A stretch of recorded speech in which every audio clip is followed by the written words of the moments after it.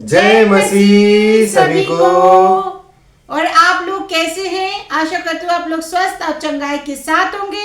आज हम फिर आए हैं नई दुआ, प्रार्थना और विनती के साथ। जी हाँ भाई बहनों, धन्यवाद करते हैं आप सभी का आपके अपने YouTube चैनल होली लाइट 7 पर।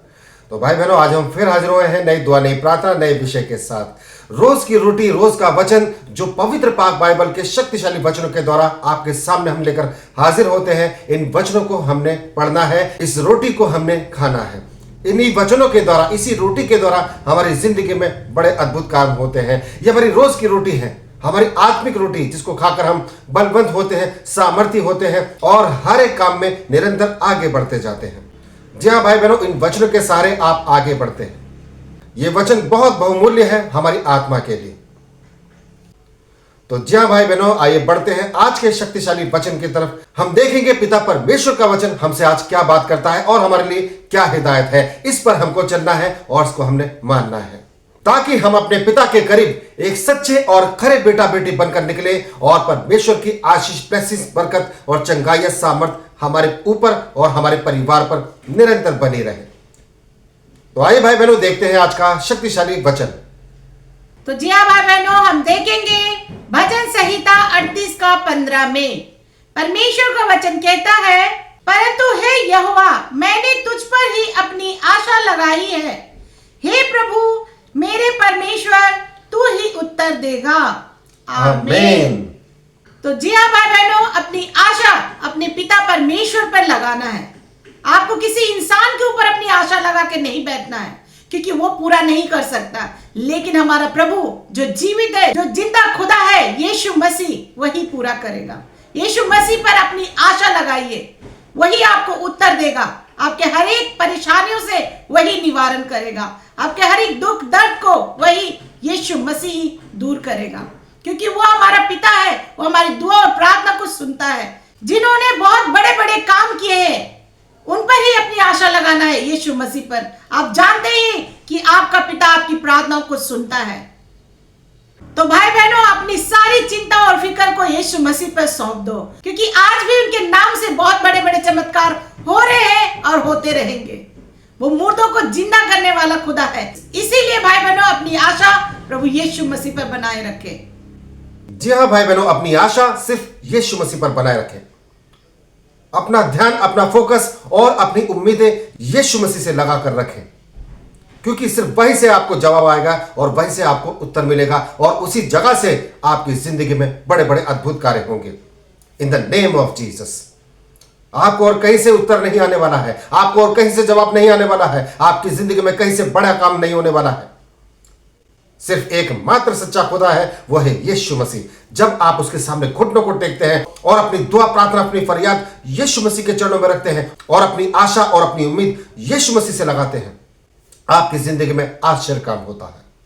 जो आदि में भी होता था, जो आज भी हो रहा है और सदा सर्वदा होता रहेगा, वो आश्चर्य और अद्भुत कार्य आपकी जिंदगी में होंगे। इसीलिए अपनी आशा यीशु मसीह पर लगा के रखिए।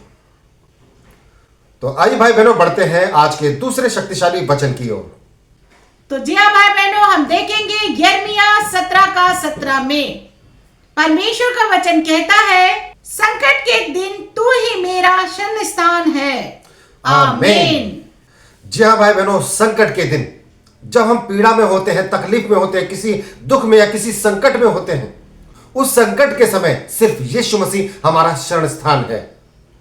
सिर्फ उसी के चरणों में हम जा सकते हैं। सिर्फ वही हमारा शरण स्थान है। हमें वही पनाह मिलेगी, हमें वही शरण मिलता है, क्योंकि वो जीवित और सच्चा खुदा है और कोई हमारा शरण स्थान नहीं हो सकता है।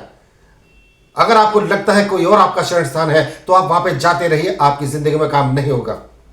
जो आपके ऊपर जो पाप है, जो श्राप है, वो वैसे ही चलते रहेंगे और आपकी जिंदगी उसी तरह से फंसती चली जाएगी और दुख से और पीड़ा से भरती चली जाएगी। आपका परिवार संकट में पड़ सकता है। इसलिए भ्रमित ना हो आप। आपको भ्रमित नहीं होना है। आपको सच्चे खुदा के नजदीक आना है और सच्चा खुदा यीशु मसीह है। वही हमारा शरण स्थान है।